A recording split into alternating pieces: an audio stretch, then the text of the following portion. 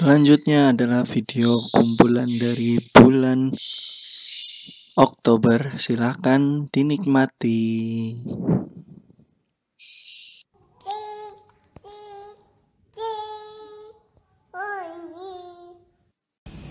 Kembali lagi bersama Rahman ACP. Tentunya membahas seputar lovebird. Kali ini kita akan membahas tentang hal apa saja yang harus diperhatikan sebelum ternak lovebird. Ternak lovebird butuh pengetahuan agar proses penangkaran lovebird berjalan sukses.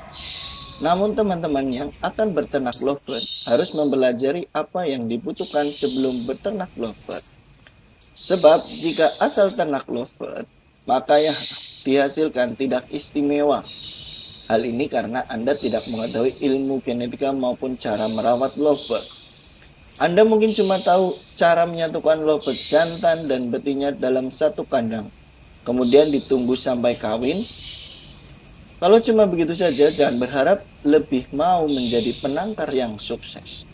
Namun, kami tidak menghalangi Anda untuk belajar ternak lovebird dan melakukan percobaan dan error atau gagal dalam proses berternak lovebird. Proses belajar memang selalu diiringi dengan kegagalan dan kesalahan. Meski begitu, alangkah baiknya jika memulai ternak lovebird dengan ilmu pengetahuan yang mencukupi. Teori-teori saja juga tidak bagus, harus ada prakteknya, biar dapat membuktikan teori yang didapat. Apa saja sih yang harus diketahui sebelum mulai ternak lovebird? Silahkan simak video berikut. Yang pertama, ilmu genetika lovebird.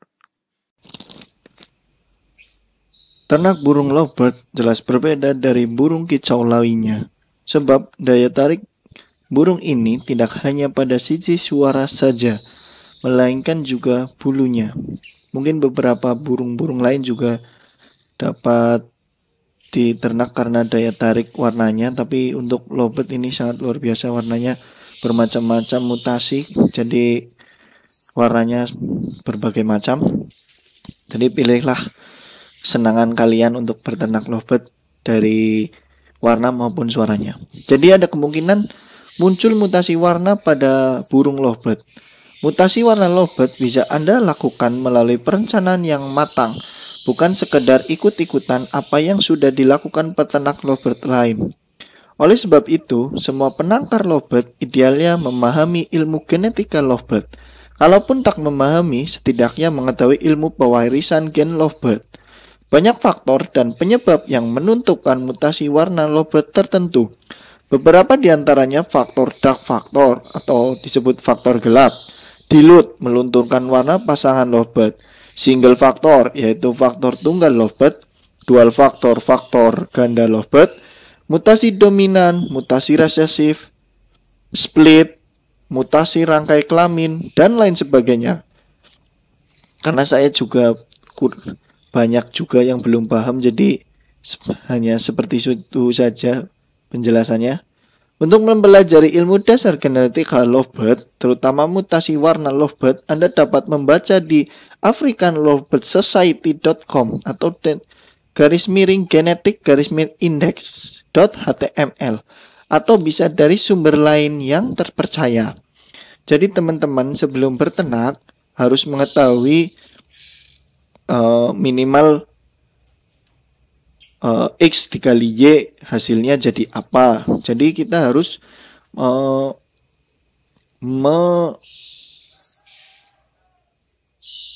akan berternak lovebird dan menghasilkan apa. Jadi kita ingin menghasilkan biola PB Ewing, jadi kita harus tahu pasangan apa saja yang bisa menghasilkan PB Ewing. Jadi teman-teman tidak buta-buta banget lah untuk menghasilkan lovebird yang diinginkan. Yang kedua, menyeleksi indukan lovebird. Sebelum ternak, tentu Anda harus mengetahui cara membedakan lovebird jantan dan betina. Untuk di Rahman ACP lebih sering menggunakan seks DNA karena tidak bisa membedakan jantan dan betina. Sampai sekarang dari 2018 belum bisa membedakan lovebird jantan dan betina, makanya lebih sering menggunakan cek DNA. Oke, selanjutnya kita langsung ke seleksi indukan lovebird yang fokus pada kondisi fisik. Beberapa diantaranya lovebird harus dalam keadaan sehat dan tubuhnya tidak cacat. Burung lovebird yang sehat cirinya adalah lincah, tidak nyekruk atau diem aja, dan nafsu makan tinggi. Selain itu, lihat ciri lovebird indukan yang bagus dan berkualitas sebagai berikut. Yang pertama, bola mata besar, bersih, dan bersinar. Yang kedua, kepala lovebird besar. Yang ketiga, pangkal paruh lebih besar. Maksudnya, pangkal paruh lovebird itu besar, lebar, tebal, panjang, dan tampak kokoh. Dan yang keempat, untuk postur tubuh lovebird, kalau bisa yang gempal, berisi kayak gitu ya. Jadi menghasilkan anakan juga yang gempal-gempal, yang body big kalau di bahasa pasaran. Untuk yang kelima, bagian dada itu lebar dan bagian sayap itu mengapit rapat ya, dan kaki itu mencengkram dengan kuat. Kemudian pilih lovebird dengan kaki besar dan kering.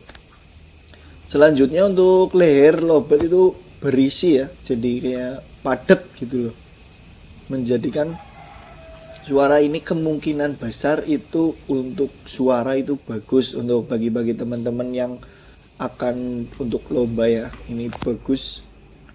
Untuk umur indukan lovebird, usia indukan lovebird yang siap diternak yakni 7-8 bulan, walau induk lovebird betina dapat bertelur pada usia 5-6 bulan. Mengapa sih harus lovebird itu berusia 7-8 bulan? Hal ini karena induk lovebird terlalu muda dan belum berpengalaman. Tapi ada juga yang bisa diternakan dan hasilnya bagus. Jadi teman-teman silakan pilih sendiri metode apa yang digunakan. Tak hanya itu, organ reproduksi lovebird juga belum sempurna, sehingga banyak kasus telur tidak bisa keluar atau egg binding, telur infertil, telur ditinggal induknya, dan daya tetas telur rendah, piyik mati di dalam telur, atau piyik mati begitu menetas. Sebenarnya lovebird masih dapat bertelur hingga usia 5 tahun atau lebih, namun kualitas anakan lebih mesti dijaga dalam membangun kepercayaan pelanggan atau pembeli. Oleh karena itu, umur reproduksi lovebird dibatasi hingga 3-4 tahun saja, sehingga kualitas anakan lovebird tetap terjaga. Dalam kasus ini, di kandang ada indukan yang sudah dari tahun 2018 dan sekarang masih bereproduksi dengan baik. Tapi ini saya hanya bereksperimen sampai kapan lovebird tidak bereproduksi lagi. Untuk kualitas masih sama, sampai dari awal menetas sampai sekarang masih sama. Dan jumlah anakan juga masih bagus.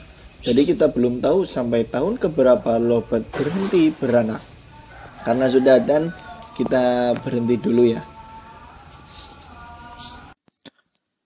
Ketiga, fokus ternak pada lovebird warna atau suara atau dua-duanya. Pilihan lovebird warna dan suara tergantung tujuan usaha penangkaran Anda. Anda bebas memilih lovebird untuk lomba warna atau suara. Untuk di kandang Raman AJB hanya warna, tapi pernah ada laporan bahwa anakan indukan dari Biola Green dengan Biola Ewing Gold sudah bisa berprestasi, walaupun masih di lokal ya. Dan itu 2 generasi. Pada waktu itu pembeli itu membeli 1 Biola Ewing Gold, kemudian masuk lomba dan kemudian berprestasi juara 1, kemudian dia kembali lagi untuk inden ya, karena masih cindil waktu itu. Terus dia pesan 2 ekor dan itu Biola Ewing Gold semua 2 ekor, dan itu masuk dua-duanya masuk nominasi, yaitu juara 1 dan 2. Sebenarnya suara lovebird ngekek panjang dapat dilatih, sehingga suara bukan merupakan sifat yang diwariskan pada anaknya. Namun usus volume keras dan lirih sebagian besar merupakan sifat atau karakter dari dasar indukan lovebird tersebut. Jadi memilih untuk indukan lovebird juga penting. Biasanya Lovebird Trahjawara yang sering menang lomba akan mempunyai anakan dengan kemampuan serupa ya. Untuk yang ingin berternak suara dan untuk yang warna juga harus memilih indukan yang istimewa, tentunya yang pas di kantong saja ya. Jadi nggak usah memaksa lah, daripada nanti banyak kasus teman-teman yang sampai menjual mobil, rumah untuk ternak lovebird tapi ujung-ujungnya tidak pas momennya. Jadi pas anakan udah menetas harga sudah anjlok. Untuk sekarang sih bisa ya untuk diternak dua-duanya, jadi warna masuk dan suara juga masuk. Jadi teman-teman jangan sampai kendur semangatnya karena semua ada pasarnya masing-masing. Mengatur kandang lovebird. Beberapa faktor yang harus diperhatikan dalam ternak lovebird yaitu menentukan lokasi kandang ternak Anda. Lokasi ternak lovebird yang nyaman dan tenang yang paling penting itu. Di tempat saya juga masih ada tikus dan lain-lain tapi tetap bisa beranak lancar. Jadi kemungkinan ini hanya pemikiran saya saja sih. Apabila Anda belinya masih PAUD, itu akan lebih dapat beradaptasi terhadap lingkungan yang ada. Tapi untuk beli yang indukan harus disamakan dengan pemilik sebelumnya. Ya walaupun ya tetap ada kemungkinan tetap berhasil, itu ada ya, bagi masing-masing teman-teman juga ada yang berhasil, tapi untuk saya pribadi seperti itu. Dan tempat penangkaran itu harus bersih ya. Di kandang saya biasanya membersihkan seminggu sekali, jadi ya nggak begitu kotor-kotor banget lah. Untuk teman-teman juga ada yang dengan metode yang jarang dibersihkan karena bisa mengganggu lovebird tersebut. Jadi silahkan lah teman-teman itu pilih sendirilah metode yang mana yang tepat. Dan tempat yang saya pakai adalah di tembok, dicantilkan saja ya. Jadi semut, cicak itu tetap masih ada. Tapi selama burungnya sudah adaptasi ya biasa-biasa saja, seperti tidak ada gangguan. Jadi teman-teman, burung yang dibeli baru pasti akan adaptasi di tempat baru. Jadi jangan langsung menyebut penjual itu bohong dan lain-lain lah ya. Jadi jangan suudon dulu lah ya. Karena itu bisa karena adaptasi burungnya. Tapi bisa juga penjualnya juga bohong, karena burung yang juga beradaptasi juga banyak yang memanfaatkan alasan seperti itu untuk menjualnya dengan tidak amanah. Jadi untuk teman-teman tetap ya selektif dan pintar dalam membeli lovebird ya. Kelima, model kandang ternak lovebird. Dalam berternak lovebird tersedia berbagai macam bentuk model kandang. Adapun modelnya yang penting sesuai dengan karakter lovebird dan yang di kantong lah ya. Jadi teman-teman mau yang koloni atau yang pasang per kandang juga silahkan. Jika lovebird terbiasa dengan gigit dinding sangkar, sebaiknya pilih kandang besi. Kalau kandang bambu ya tentu saja lah ya, dapat patah dan rusak dan akhirnya lovebird lepas. Untuk ukuran kandang lovebird Anda bisa menyesuaikan dengan jumlah burung yang diternak. Jika jumlahnya lovebird banyak, Anda bisa menggunakan koloni. Sebenarnya dengan menggunakan kandang kotak juga bisa juga. Terserah kalian lah memilihkan metode yang seperti apa. Untuk metode yang ada di Rahman AJB tetap masih menggunakan kandang kotak, jadi setiap pasang hanya satu kandang. Jadi yang pengen koloni ya silakan koloni, yang pengen berpasang satu kandang ya silakan. Keenam, mengatur produksi kawin lovebird. Burung yang disiapkan untuk produksi kawin lovebird biasanya berusia di 7-8 bulan agar proses berjalan cepat karena keduanya sudah mulai birahi ya. Apabila Anda beli sepasang lovebird yang telah berjodoh, tentu tak perlu menjodohkan lagi. Anda dapat langsung memindahkan keduanya ke kandang penangkaran. Jadi agar produksi lovebird lebih cepat, lebih baik beli lovebird yang sudah jodoh atau sudah sama-sama birahi. Kemudian menyiapkan kotak sarang lovebird ya. Dalam berternak lovebird tentu yang tak kalah penting menyiapkan kotak sarangnya ya. Lovebird di alam biasanya bertelur di lubang pohon, atau yang disebut kita itu biasanya yang di toko-toko dijual itu glodok lah ya. Oleh karena itu, sebaiknya Anda menyiapkan kotak sarang sesuai dengan kehidupan di alam lovebird ya, yang cukup yang sederhana saja lah ya, yang bisa membeli lah ya. Standar banget itu glodok. Dengan lubang kecil sebagai jalan keluar masuk lovebird, kotak sarang lovebird dapat dibuat dari bahan kayu berbentuk kubus dengan diameter lubang pintu sekitar 7,5 cm lah ya. Paling standar ya beli di toko-toko lah. Itu atau di toko-toko online juga banyak lah. Jadi nggak usah pusing-pusing beli atau menyiapkan atau bikin sendiri.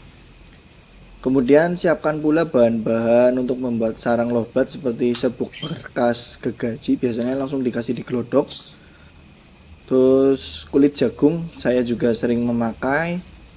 Kemudian daun pohon pinus itu juga dulu sering, sekarang diganti dengan batang kelapa. Jadi si lovebird itu memilih sendiri batang kelapa yang cocok. Umumnya induk lovebird betina akan bertelur sebanyak 5-12. Untuk 12 sih saya belum pernah ya. Paling banyak itu 7. Kemudian mengalami telur selama 23 hari, itu bisa lebih karena kadang ada yang angremnya kurang, jadi daya tetasnya itu lama, lebih lama, bisa 23 hari lebih. Anda bisa mengambil penyikan lovebird sejak usia 7 hari. Tapi untuk di kandang saya biasanya di umur 21 hari. Secara teori seperti itu, tapi di kandang Rahman AJB hanya paling banyak 6 butir telur lah ya. Dan itu sempat ada yang menetas sampai 3 juga pernah, 4, paling banyak paling 6 lah, full lolo induk ya. Jahat-jahat dan besar-besar, dan minimal bertelur hanya di sekitaran, minimal di kandang itu 6 lah ya, sekitar 6 paling banyak, atau 7 sekitar paling banyak, tapi minimal biasanya 3. Yang penting itu telur banyak dan is fertile juga. Hehehe. Mengatur pakan lovebird. Makanan lovebird ternak harus yang berprotein tinggi untuk menunjang proses produksi. Pakan yang biasa diberikan untuk penangkaran lovebird diantaranya adalah millet, kangkung, kuaci, jagung muda, terus canary seed, terus millet merah, jawa wood, gabah Bangkok, gabah beras merah. Itu biasanya yang saya kasih ya, yang biasa racikan saya sendiri. Burung indukan juga bisa diberi egg food yang kayak protein serta suplemen ternak lovebird, tapi saya juga tidak menggunakan egg food ya. Tujuannya untuk meningkatkan persentase telur yang subur, mengurangi kemungkinan embrio mati di dalam telur, meningkatkan jumlah telur yang menetas, serta menguatkan kondisi biik untuk menetas sampai disapih. Belum, saya pernah pakai egg food juga berhasil, tapi ini saya tidak menggunakan egg food, hanya fur sama jagung muda ya kalau untuk anakan menetas. Pakan yang disajikan di kandang Rahman AJB hanya pakan racikan sendiri, cek aja di video lainnya. Dan untuk pemberian pakan juga seminggu sekali, kecuali indukan yang sedang menetas biasanya ditambah dengan jagung dan fur. Untuk kangkung seperti biasa seminggu sekali dikasihkan ke burungnya, entah itu beranak, bertelur, itu semuanya saya kasih seminggu sekali. Untuk fur dan jagung itu hanya pas sedang melolo anakan. Mengatur kesehatan lovebird.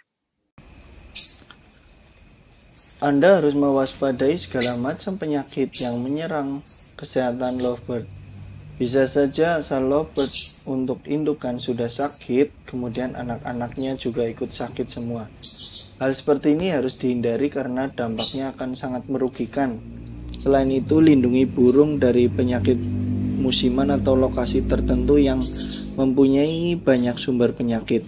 Namun jika burung lovebird sudah terlanjur sakit, Anda bisa memberikan obat-obatan lovebird sebagai berikut, yaitu pertama, bird cream, yaitu untuk kaki lovebird berkerak, berjamur, bengkak, luka lama dan baru. Kedua, stop snot, yaitu mengatasi lowbat snot, mata berair, berak kapur. Terus bird blown, anti mata lowbat berair, diare dan gangguan pencernaan lain.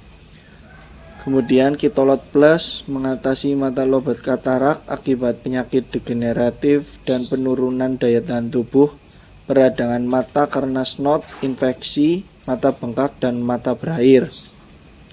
Kemudian Ascaristop, yaitu obat cacing lowbat untuk berbagai jenis cacing penyebab burung macet bunyi, kurus, mudah terserang penyakit lain. Kemudian Bird Slim, yaitu anti gemuk, mengembalikan kondisi lowbat yang sudah loyo pasca mabung, pasca sakit, kemudian kurang berkicau. Kemudian Bird Twitter, yaitu mengatasi lowbat serak, sesak nafas dan macet bumi karena gangguan pernafasan. Terus Bird Fit, multivitamin lowbat lengkap untuk mengatasi burung bakalan yang baru dibeli, burung pucat, nyekukruk atau bulu mekar, tindak gacor, sakit-sakitan, terus bulu mudah rontok. Kemudian Fresh Aves untuk obat lowbat anti kutu, tungau, semut dan parasit yang berkembang di luar tubuh, yang membuat burung suka mematuk bulunya sendiri dan bulu terlihat kusam. Ini bukan promosi ya, hanya menyarankan saja. Banyak juga yang obat-obatan lebih detail, jadi teman-teman silakan menggunakan obat-obatan sendiri. Ini hanya saran saja, juga tidak selalu berhasil karena di kandang Raman AJP belum pernah terjadi penyakit, jadi belum pernah membuktikan obat-obatan tersebut. Tahu masalah di penangkaran lovebird. Selanjutnya, lovebird tidak mau bertelur. Indukan lovebird betina yang tidak mau bertelur dapat disebabkan beberapa kemungkinan, seperti kotak sarang atau glodok ditempatkan di posisi yang salah atau tidak nyaman, banyak binatang pengganggu seperti tikus, cicak, kucing, dan tempat ternak yang kotor. Biasanya lovebird tidak bertelur karena jarang diberi sayuran seperti kangkung atau jagung muda sebagai makanan utama selama masa produksi telur.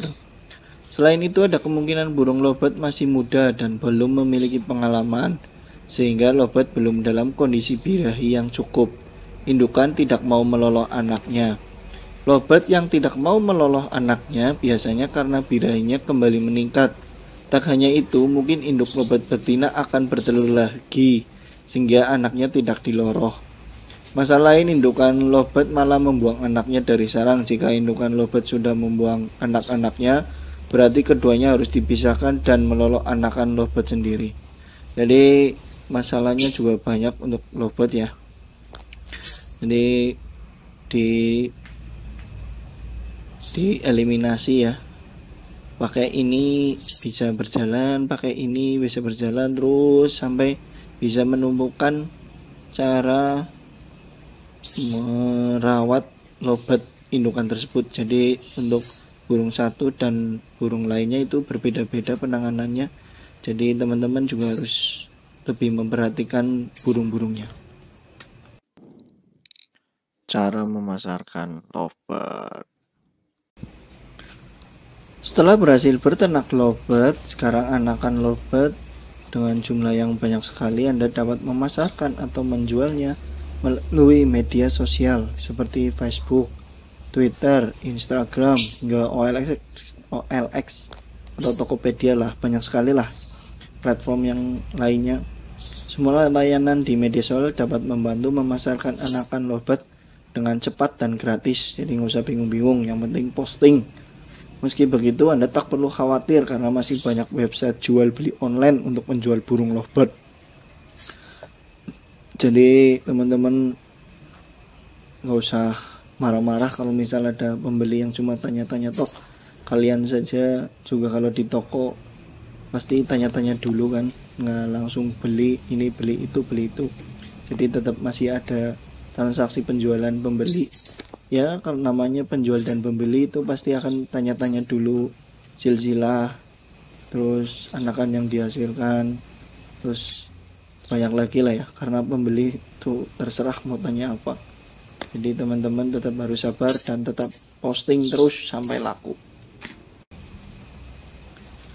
Demikian beberapa hal yang harus diketahui sebelum ternak lovebird. Dengan belajar dasar-dasar ternak lovebird, diharapkan Anda menjadi bisa menangkar lovebird sampai sukses dan tepat sasaran.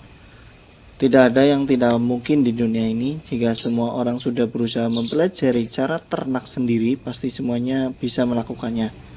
Terbukti sekarang banyak sekali penangkar lovebird di Indonesia. Jadi teori-teori saja juga sama aja bohong. Yang penting praktek didasari dengan teori. Sekian, terima kasih. Semoga bermanfaat. Salam lovebird.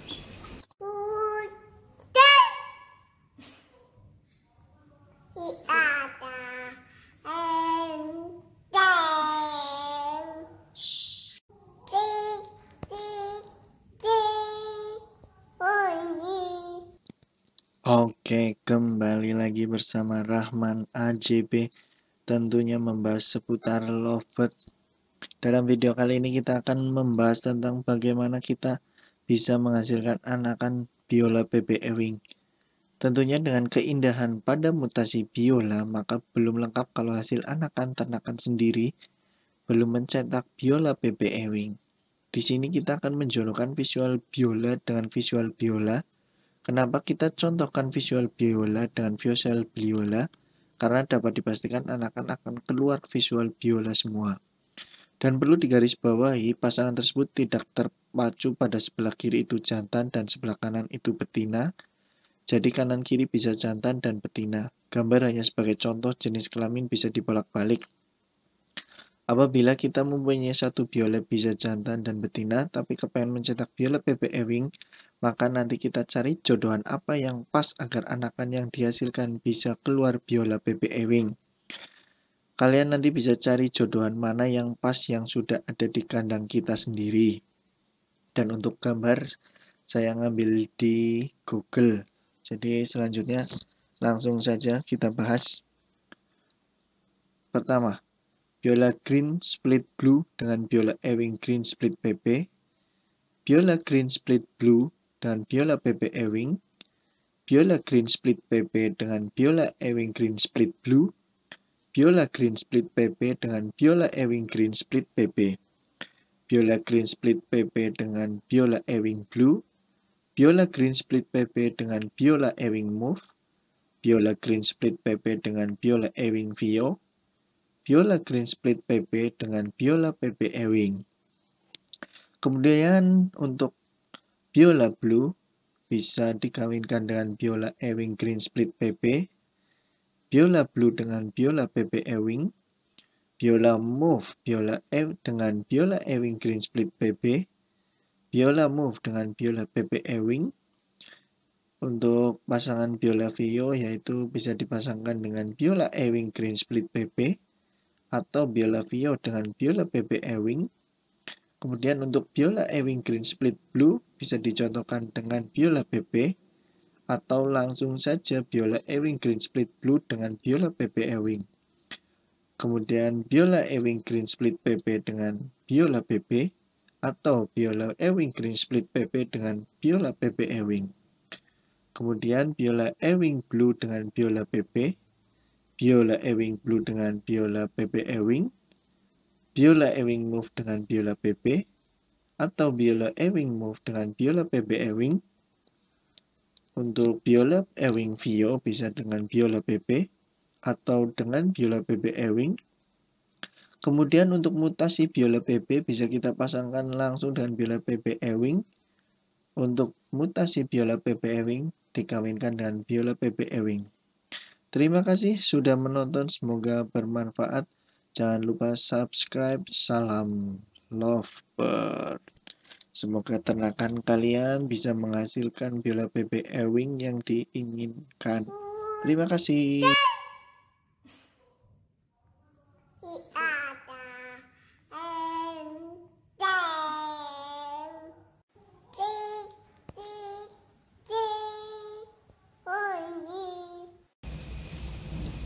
Kembali lagi bersama Rahman AJB, tentunya membahas seputar lovebird. Kali ini kita akan membahas tentang bagaimana cara memilih calon indukan untuk diternak. Lovebird dikenal sebagai burung yang bagus dalam hal warna. Burung dengan ciri fisik ukuran badan kecil, berparuh bengkok dan berbulu beraneka ragam bisa dijadikan pajangan yang memikat mata. Kelebihan lainnya adalah cara perawatan dan pemeliharaan yang mudah dan tahan segala cuaca, serta harganya yang sangat bervariasi, dari yang mahal sampai yang murah. Inilah yang menyebabkan banyak orang yang berminat menjadikan ternak lovebird sebagai hobi sekaligus bisnis. Salah satu langkah penting untuk menangkarkan lovebird adalah memilih indukannya. Setelah mendapatkan kandang untuk ternak lovebird, Anda harus memperoleh indukan unggul untuk diternak. Memilih indukan yang baik sangat penting untuk mendapatkan keturunan yang berkualitas. Indukan yang membawa gen jelek tidak sesuai untuk diternakan. Jadi jangan sampai Anda teman-teman membeli kualitas yang kurang diminati di pasaran, karena akan menurunkan gen jelek tersebut ke anakannya. Jadi kurang istimewa. Jadi untuk teman-teman harus memilih calon indukan yang istimewa. Berikut cara memilih indukan untuk ternak lovebird yang tepat. Silakan dinikmati. Yang pertama, memilih lovebird dari usianya.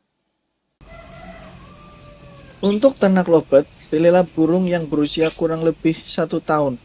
Usahakan agar usia lovebird jantan lebih tua dari usia betinanya. Cara ini dilakukan agar pejantan lebih mendominasi ketika dalam proses perkawinan. Untuk cara yang ini belum saya praktekkan karena semua yang ada di kandang saya belinya saat umur 3 bulanan. Nanti akan saya praktekkan kalau pas udah ada duit untuk beli materi baru.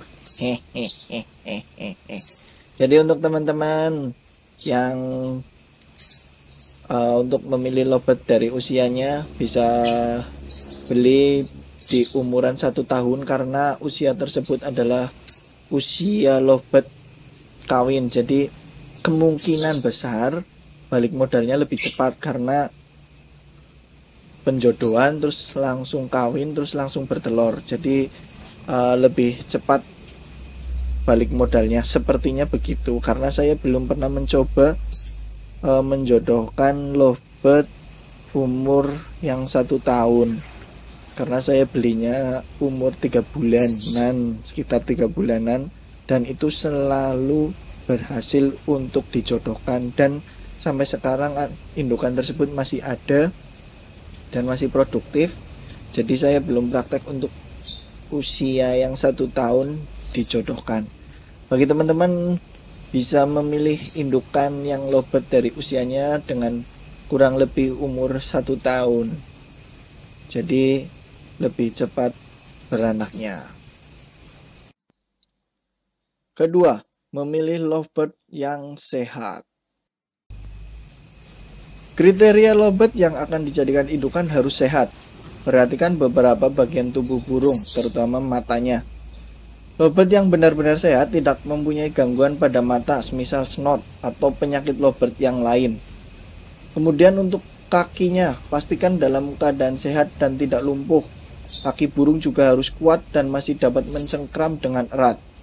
Perhatikan juga kondisi tubuhnya. Burung yang sakit biasanya terdapat tanda-tanda seperti tubuh gemetar, kepala botak, nafas yang tersengah-sengah, kurang aktif bergerak, dan dada terlihat membusung.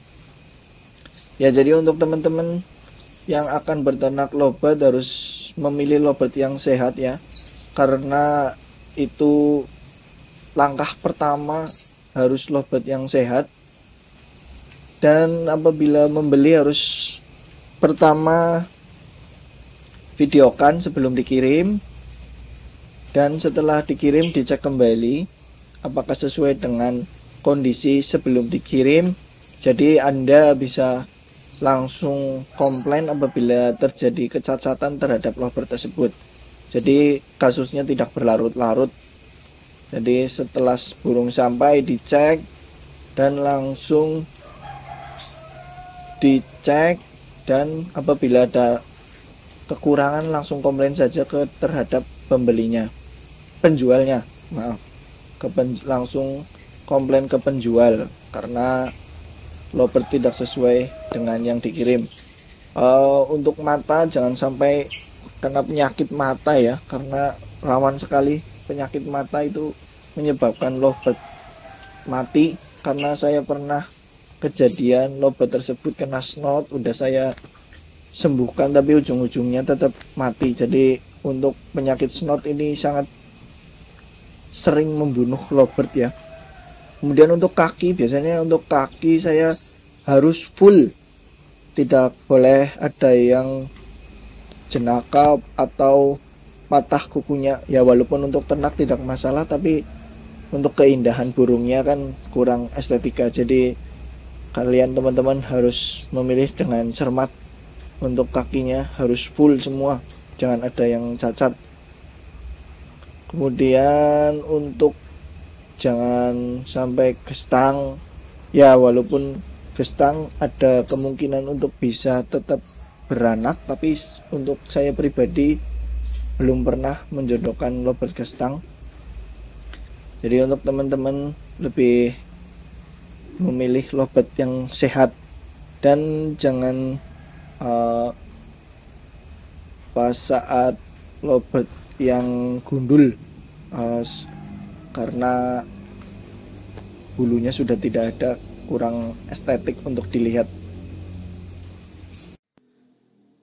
Ketiga, memilih lovebird yang gesit. Burung yang sehat memiliki refleks yang baik dan gesit ketika bergerak. Jika Anda mencari indukan lovebird yang bagus, perhatikan juga gerakan burung yang lincah. Karena pertama itu harus sehat, dan kedua itu harus lincah. Keempat, memilih jenis lovebird yang terbaik. Jenis lovebird yang ada di Indonesia sangat bervariasi. Pemilihan jenis lovebird untuk indukan tergantung pada selera Anda dan juga uang kantong yang ada di Anda miliki.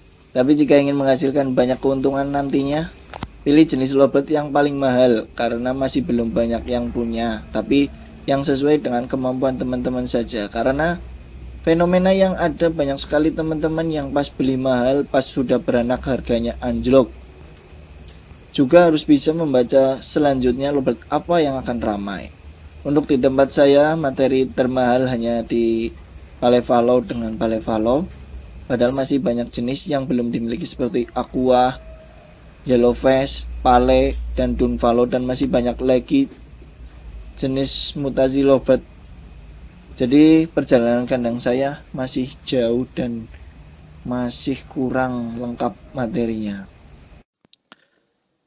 Untuk yang kelima, yang tidak kalah penting, harus mendapatkan sepasang lovebird, yaitu jantan dan betina. Membedakan lovebird jantan dan betina cukup sulit bagi seorang pemula. Ya, walaupun yang sudah-sudah juga masih kurang bisa membedakan. Saya sendiri pun belum bisa membedakan lovebird jantan dan betina. Ini dikarenakan lovebird adalah burung dengan sifat non-sexually dimorphic atau bentuk fisik tidak menunjukkan jenis kelamin. Anda bisa bertanya kepada penjual lovebird tersebut mengenai jenis kelamin lovebird jantan dan betina. Jika Anda tidak yakin, dapat dicoba dengan cek DNA saja atau minta jaminan ke penjualnya. Kalau enggak, cari saja yang duda atau randa karena sudah bisa menghasilkan indukan, tapi tetap harus hati-hati, harus ada akad jaminannya duda atau randa, karena kita tidak tahu yang diternak itu apa sebelumnya. Jadi hati-hati untuk teman-teman mendapatkan pasangan lovebird jantan dan betina. Dan untuk cek DNA juga hanya 99%, jadi masih ada 1% kesalahan cek DNA. Jadi semuanya masih bisa ada kemungkinan untuk salah, tapi untuk saya pribadi paling enak ya dengan cek DNA karena lebih jelas dan tepat sasaran. Untuk selama ini saya menggunakan cek DNA, belum pernah meleset dari hasil cek DNA tersebut. Yang keenam, untuk teman-teman yang suka lomba atau ekekan, yaitu memilih burung yang gemar berkicau. Jika indukannya gemar berkicau, kemungkinan besar anakannya juga demikian, pandai berkicau atau ngekek panjang. Juga salah satu daya tarik burung untuk dipelihara sebagai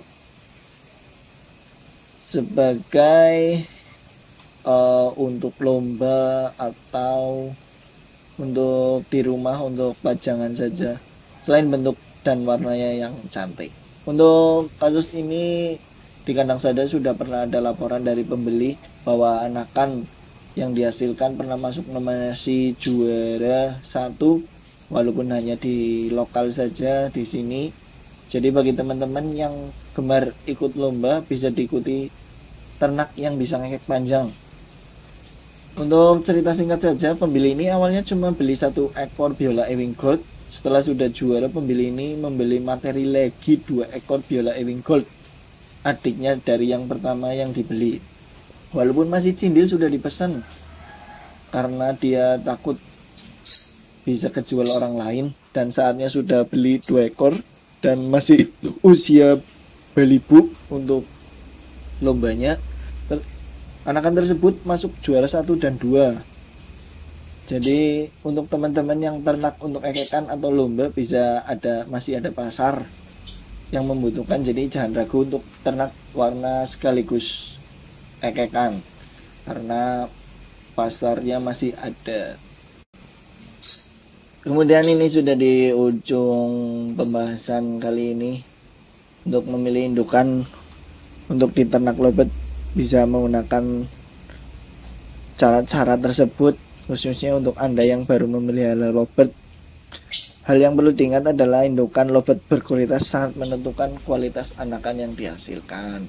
Jadi teman-teman harus tetap memilih dan memilah lobet yang istimewa. Terima kasih, semoga bermanfaat. Jangan lupa subscribe dan jangan lupa tetap semangat ternak lobernya. Salam lover.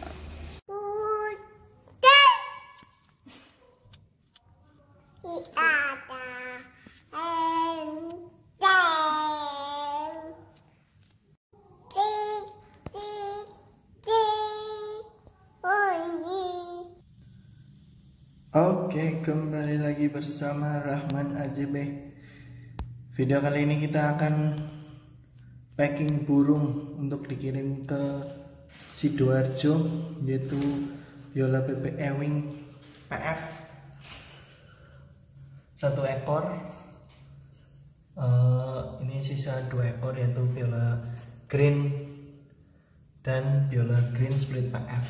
Yang akan kita kirim hari ini adalah biola PP Ewing PF. Ini burungnya, kita siapkan dulu tempatnya. Oke, kita tunggu selanjutnya. Oke, kali ini kita akan mengirim ke Sidoarjo, yaitu biola PP Ewing PF. Seperti biasa kita siapkan makanannya, tali rafia, tempat minum, dan kapas seperti biasa. Ini kotakan tempat burung, wadah tempat keranjang buahnya sudah saya siapkan, tapi kemudian ini untuk tutup atas dan nama, kemudian solasi dan cutter. Oke, langsung saja kita packing burungnya. Oke, sudah saya packing, sudah saya ikat. 1, 2, 3, 4, 5, 6, 7, 8. Dan untuk lubangnya juga sudah saya buat, wadah airnya juga saya buat. Tinggal kita taruh millet, jangan lupa. Biasanya saya ya sekitar 3 cepuk atau 4 cepuk lah, karena itu cukup. Dan tinggal kita pasang untuk papan namanya. Jangan lupa tekuk dulu ini untuk memasukkan burungnya, baru ditutup. Oke, selanjutnya saya isolasi dulu. Sebentar. Oke, sudah saya isolasi. Ini muter ya sampai bawah. Tuh, sampai bawah. Muter satu kali lah. Berarti 1, 2 kali isolasi. Kemudian nanti kita taruh minumnya dan pakannya lewat sini. Oke, kita lanjut untuk memasukkan pakan dan air minum. Oke, kita telah siapkan biola PB Ewing PF nya ke tempat tersendiri yang sebelumnya bersama dengan biola Green Split PF, dan kita akan taruh pakannya ya. Kita akan taruh pakan langsung saja, cukupnya saja. Jadi sekitar ya secukupnya lah.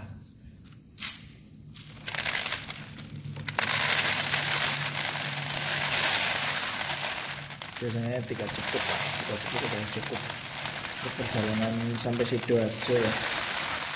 Kali ini kita akan lewat kereta, menggunakan kereta, dan itu sepertinya sudah cukup segini.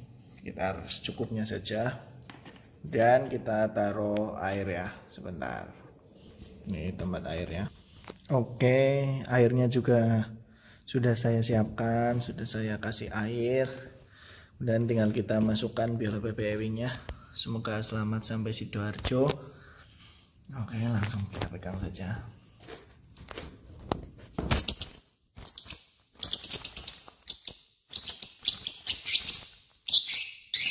Oke, setelah kita pegang, jangan lupa harus memberitahu bahwa burung kondisi sudah sehat dari sini, mata, terus paruh, terus mata sebaliknya. Nah, ini mata, paruh, terus mata lagi kita cek, dan untuk kakinya juga harus lengkap. Ini untuk pemberitahuan kepada pembeli bahwa burungnya dalam kondisi sehat. Semuanya kaki, sayap. Oke, langsung kita saja masukkan ke dalam tempatnya. Yap.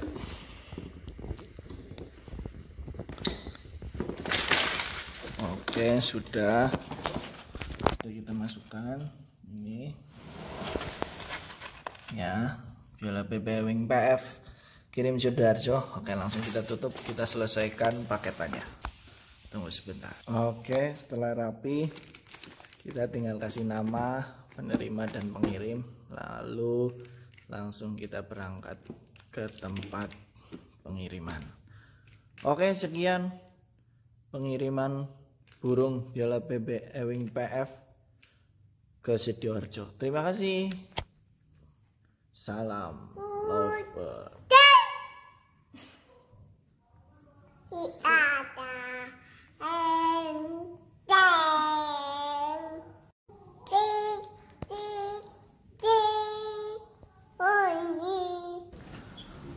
Oke, kembali lagi bersama Rahman ACP, tentunya membahas seputar lovebird.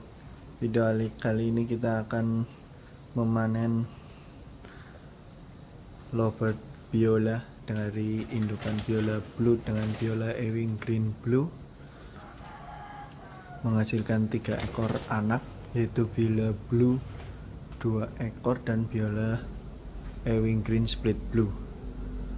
Oke, selanjutnya kita akan melepas pakan dan minumnya terlebih dahulu. Setelah itu baru kita memanennya. Oke, tunggu sebentar. Kita harus melepas air minum dan pakannya dulu. Oke, semuanya sudah saya lepas. wadah pakan dan wadah minumnya. Ini yang terlihat baru biola Ewing Green split bloomnya. Dan jangan lupa kita siapkan kandang untuk memanennya. Oke, langsung saja kita panen. Nah, ini udah keluar semua 3 ekor. Indukannya masih di dalam glodok, sepertinya sudah bertelur. Nanti sekalian kita cek saja, nggak apa-apa. Oke, langsung kita panen.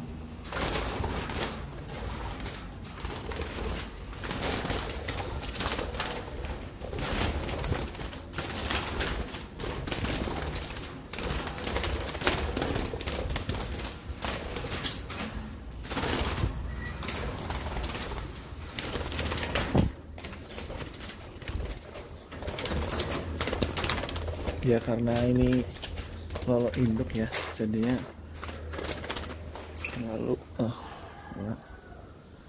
kalau lolo induk pasti hasilnya jadi giras banget ya. Biola Blue ini sebenarnya kurang bagus ya, karena masih ada hitam di kepala. Harusnya full putih, bagus kalau full putih. Ini lengkap ya, jarinya Biola Blue. Anakan pertama masih terlihat hitam-hitam di paruhnya, tanda masih paut. Ini sekitar umuran 2 bulanan lebih. Langsung kita panen. Oke, 1 ekor Biola Blue.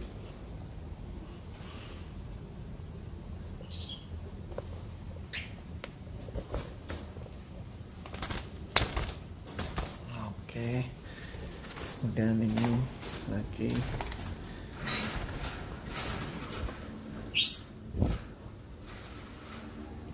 suluh keluar saja makannya, sudah keluar.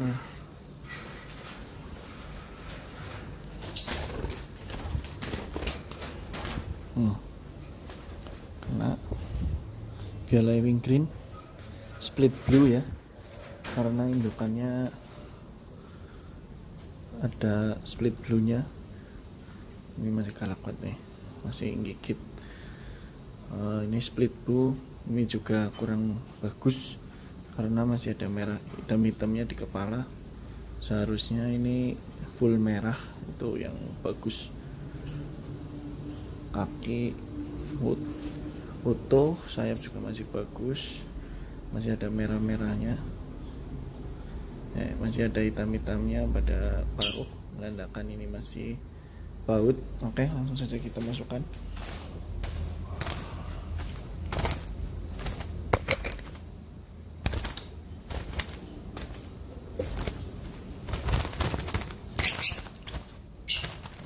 Kira sekali ya, karena lolo induk seperti ini pasti jarang lolo induk yang enggak terbang seperti itu.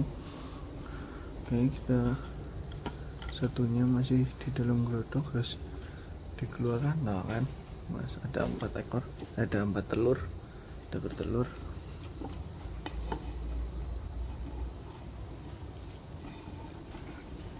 Nah, itu satu keluar. Oke, sudah keluar, kita ambil saja.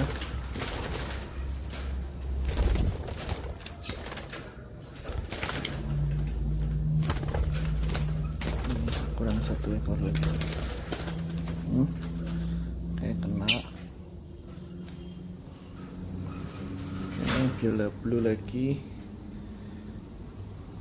Masih baut, masih berwarna hitam. Ini juga sama, harusnya putih bersih tapi ada hitam-hitamnya, tapi nggak apa-apa lah, karena dulu saya salah pembelian indukan, jadi nggak apa-apa, lanjut saja.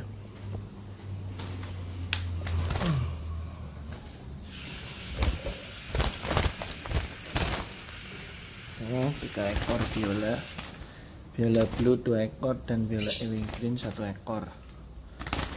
Oke, nanti kita sesi foto dahulu dan siap diedarkan.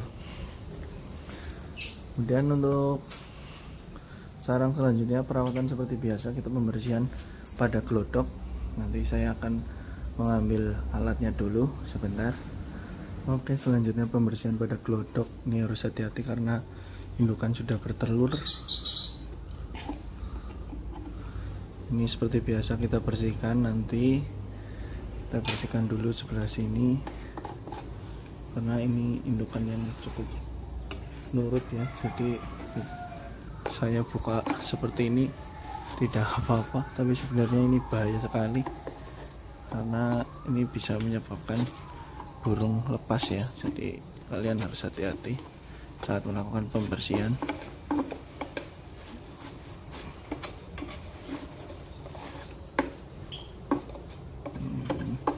Indukan yang sangat istimewa, kemarin netas 4 ekor, sekarang 3 ekor, sekarang udah bertelur 4 butir. Kita bersihkan saja.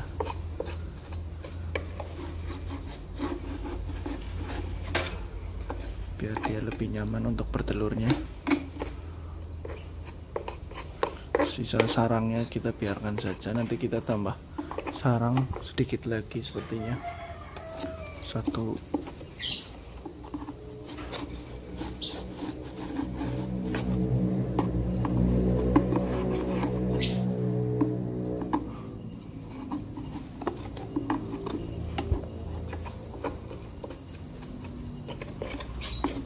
Oke, sudah cukup. Kita bersihkan kacanya terlebih dahulu biar lebih bersih.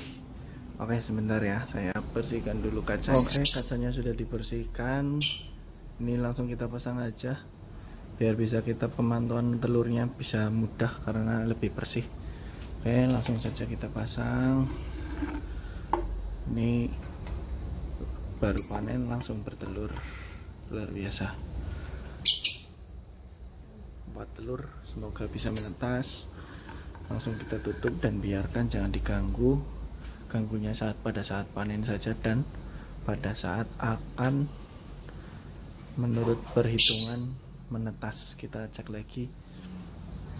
Untuk selanjutnya kita pasang wadah pakan dan minumnya dan ditambah dengan bahan sarang. Oke, sebentar kita pasang dulu bahan sarangnya, pasang dulu wadah pakan dan minum dan ditambah dengan bahan sarang. Oke, sudah kita pasang wadah pakan dan minumnya, langsung kita saja tambahkan bahan sarang. Karena tadi sudah penuh bahan sarangnya, kita taruh satu saja, tidak perlu banyak, nanti bisa kepenuhan, kasihan anaknya nanti. Kita taruh. Oke, dan kemudian untuk lebihan pakannya yang kemarin ada dapurnya kita buang saja, kita kosongkan semuanya.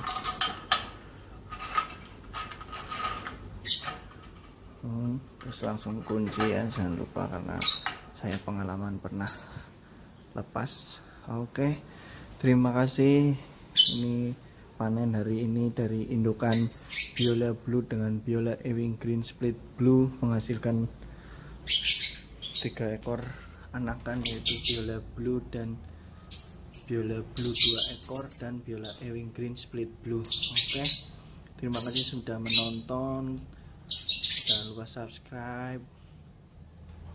Semoga ternak teman-teman juga bisa menghasilkan yang maksimal.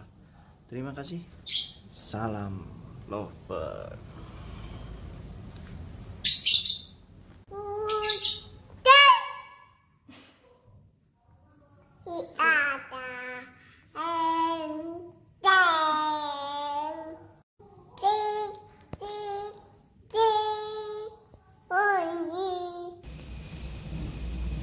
Oke, kembali lagi bersama Rahman ACB, tentunya membahas seputar lovebird.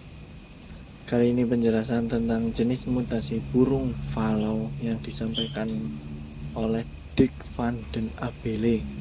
Saya tidak tahu siapa itu, tapi ini saya hanya mencari teori yang ada di Google dengan blog burungnya.com. Lovebird falau bukan ino, tetapi burung lovebird dengan mata merah. Semua mutasi yang digambarkan sebagai lovebird falau eumelanin di mata telah berkurang dengan satu atau lain cara. Hal tersebut menyebabkan warna mata menyimpang. Dalam literatur ornitologis yang ada, mutasi lobert fallow dijelaskan dalam spesies burung yang berbeda. Karena mutasi fallow telah muncul dalam spesies tertentu, maka perlu untuk mengategorikan mutasi fallow. Yang penting adalah peningkatan genetik dari mutasi dan perubahan pigmentasi pada bulu. Pada masa-masa sebelumnya, hanya ada sedikit pertukaran informasi antara para peternak mutasi. Untuk alasan ini, kami sekarang mencatat bahwa dalam spesies yang berbeda, setidaknya ada jumlah yang sama dari nama yang berbeda untuk mutasi fallow ini. Dan akibatnya, nama yang berbeda dibuat untuk tipe fallow yang sama. Kriteria lobert fallow. Nama-nama ini biasanya terdengar baik tetapi tidak berarti banyak sehubungan dengan pigmentasi dan susunan genetik burung. Seperti tipikal untuk tipe fallow yang berbeda ini. Semua burung ini memiliki pengurangan eumelanin pada bulu tertentu dan warna mata bervariasi dari merah terang hingga merah anggur. Itulah kedua kriteria yang harus dipenuhi untuk fallow. Namun ada kriteria ketiga yakni tipe lobert fallow juga harus memiliki metode pewarisan autosom resesif. Dalam upaya untuk membagi berbagai tipe fallow ke dalam kelompok, sejumlah pembicaraan internasional diselenggarakan. Memang fallow jelas bukan masalah yang mudah untuk diatasi, tetapi banyak yang telah mencoba untuk menemukan jalan mereka melalui labirin dari mutasi fallow yang ada. Pembagian fallow versi kelompok genetika yang berdasarkan pada pengurangan melanin pada bulu. Lobert bronze fallow, eumelanin hitam dikurangi menjadi coklat. Lobert pale fallow, eumelanin hitam direduksi menjadi coklat muda. Dun fallow, eumelanin hitam dikurangi menjadi abu-abu coklat. Lobert ascent fallow, eumelanin hitam direduksi menjadi abu-abu muda. Karena saya hanya punya burung pale fallow, maka yang akan kita bahas adalah pale fallow saja. Pale fallow atau PF. Pale fallow sedikit lebih sulit untuk dibedakan. Dalam lovebird misalnya, pale fallow memiliki mata yang hampir seluruhnya kuning, sedangkan pada spesies lain ini kurang jenis. Pertanyaannya kemudian adalah bagaimana membedakan pale fallow dengan jenis fallow lainnya. Selama penelitian kami menemukan bahwa lokus pale fallow mempengaruhi metrik melanosom butiran pigmen yang memiliki efek kuat pada pigmentasi mata. Saya sudah mulai bingung, maka kita langsung saja masuk ke teori penjelasan tentang cara mencetak burung pale fallow. Karena saya sudah mumet dengan teori-teori tersebut, langsung kita praktekkan saja sebagai berikut. Oke, kembali lagi. Kali ini kita akan membahas tentang mutasi pada lovebird pale fallow. Yang tadi udah teori-teori saya mumet sampai tidak bisa mengikuti. Langsung saja kita akan bagaimana cara mencetak pale fallow. Langsung saya kasih contoh, dan ini gambarnya saya ambil di Google. Langsung saja, jika kita menjodohkan pale fallow dengan pale fallow,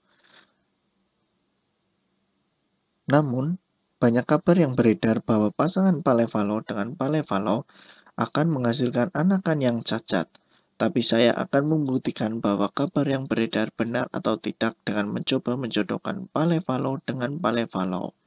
Yang kemarin sudah gagal netas tapi sudah isi, maka kita akan lanjutkan saja. Ini posisi sudah mengeram kembali.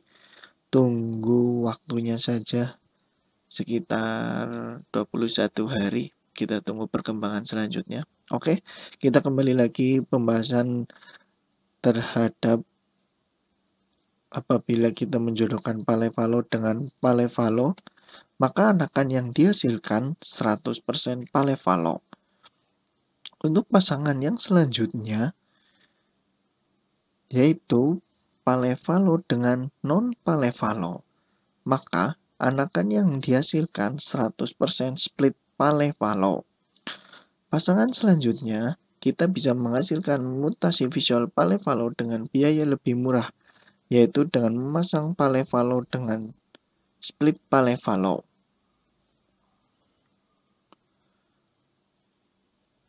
Menurut saya, pasangan ini lebih aman karena anakan yang dihasilkan 50% keluar mutasi visual Palevalo dan 50% keluar mutasi split Palevalo. Tapi perlu diingat, kita beli split Palevalo harus cermat dan cerdas. Jangan sampai kita membeli split PF yang abal-abal. Bukannya kita mendapat hasil visual Palevalo, tapi malah hanya menghasilkan split Palevalo saja. Jadi saran untuk teman-teman yang akan membeli split Palevalo harus lebih hati-hati. Kemudian, jika kita memasangkan split Palevalo dengan non-Palevalo, maka anakan yang akan dihasilkan 50% non-Palevalo dan 50% split Palevalo. Dan jika kita memasangkan split Palevalo dengan split Palevalo, maka anakan yang dihasilkan 25% non-split Palevalo, 50% split Palevalo, dan 25% Palevalo. Dengan pasangan tersebut, kita bisa mendapatkan anakan visual Palevalo dengan biaya yang lebih murah lagi. Dan anakan tersebut bisa menghasilkan possible split Palevalo dengan biaya yang lebih murah lagi. Apa sih possible split Palevalo? Possible split Palevalo adalah ada kemungkinan menghasilkan Palevalo dari indukan non-visual Palevalo. Apabila kita memasangkan possible split Palevalo dan anakan yang keluar itu sudah keluar Palevalo, maka possible split Palevalo akan naik tingkat menjadi split Palevalo. Bisa kita gambarkan seperti ini. Jika dari pasangan tersebut sudah dapat menghasilkan mutasi Palevalo, maka indukan tersebut anakan naik tingkat menjadi split Palevalo dan Palevalo. Terima kasih sudah menonton, semoga bermanfaat. Jangan lupa subscribe. Salam love.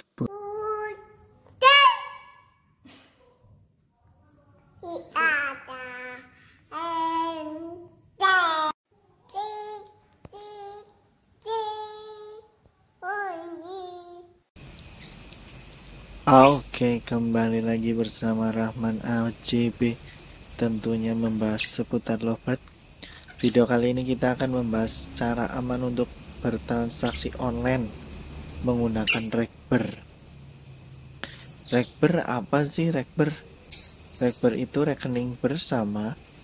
Rekber adalah pihak ketiga yang akan membantu perantara, pemegang uang pembeli dan penjual dalam hal bertransaksi. Rekber lebih tepatnya agar mengurangi tindak penipuan. Jadi jika kalian ingin bertransaksi dengan aman, maka gunakanlah Rekber. Berapapun nominalnya pasti akan dilayani oleh pihak Rekber. Bagaimana sih kita Rekber? Yang pertama adalah pilih Rekber yang terpercaya. Kalau saya biasanya menggunakan Rekber KLBI M Yusuf dengan nomor WA 08777 106 3613. Ada juga penyedia jasa Rekber yang lain, tapi saya seringnya menggunakan Rekber tersebut. Kedua, hubungi pihak Rekber. Saya biasanya menggunakan chat grup pada WA. Grup tersebut berisi pembeli, penjual, dan Rekber. Pihak Rekber juga akan memberikan nomor rekening. Yang ketiga, transfer uang. Setelah proses tersebut, maka pembeli akan mentransfer uangnya ke Rekber. Kemudian setelah uang masuk ke Rekber, nanti Rekber akan konfirmasi ke chat grup WA bahwa uang dari pembeli sudah masuk Rekber. Keempat, burung dikirim. Setelah pihak Rekber dikonfirmasi, maka penjual akan melakukan pengiriman burung. Jadi teman-teman jangan khawatir jika burung yang Anda beli tidak sampai ke tangan pembeli, maka uang yang sudah direkber akan dikembalikan sepenuhnya ke pembeli. Kelima, burung diterima. Setelah proses pengiriman, maka apabila burung sudah sampai di tempat pembeli, jangan lupa untuk mengecek lovebird tersebut. Kemudian setelah semua pengecekan aman, maka pembeli konfirmasi ke grup chat bahwa burung sudah sampai. Keenam, pencairan. Ini adalah proses terakhir dari proses penjualan burung tersebut. Pihak Rekber akan meminta rekening penjual untuk ditransfer uang yang sudah dibayarkan. Dan jangan lupa dalam Rekber ada pembayaran jasa. Bagi teman-teman yang akan Rekber juga harus hati-hati karena ada Rekber abal-abal alias tipu-tipu. Oke, lebih jelasnya nanti akan saya jelaskan lewat gambar. Tunggu ya. Terima kasih. Oke, kali ini kita akan mensimulasikan cara bertransaksi dengan Rekber. Oke, kita langsung saja bahwa segitiga yang berwarna biru adalah Rekber dan lingkaran warna kuning dengan pembeli dan persegi warna merah adalah penjual. Langsung saja kita simulasikan. Pembeli melakukan transaksi dengan penjual. Kemudian setelah deal harga, penjual dan pembeli membuat grup yang berisi pembeli, penjual, dan Rekber. Kemudian pembeli kirim uang ke Rekber. Setelah Rekber menerima uang pembeli, maka Rekber harus konfirmasi ke penjual bahwa uang yang ditentukan sudah di Rekber. Kemudian penjual mengirim burung tersebut ke pembeli. Setelah itu, setelah burung sampai, pembeli harus konfirmasi ke Rekber dan penjual bahwa burung telah sampai dan diterima dengan baik. Setelah itu, Rekber mengirim uangnya ke penjual. Kemudian transaksi selesai. Semoga amanah dan tetap menjalankan transaksi burung yang sehat dan amanah. Demikian penjelasan bertransaksi menggunakan Rekber. Semoga demi memperlancarkan penjualan burung dan lebih amanah dan terpercaya. Terima kasih, semoga bermanfaat. Salam lovebird.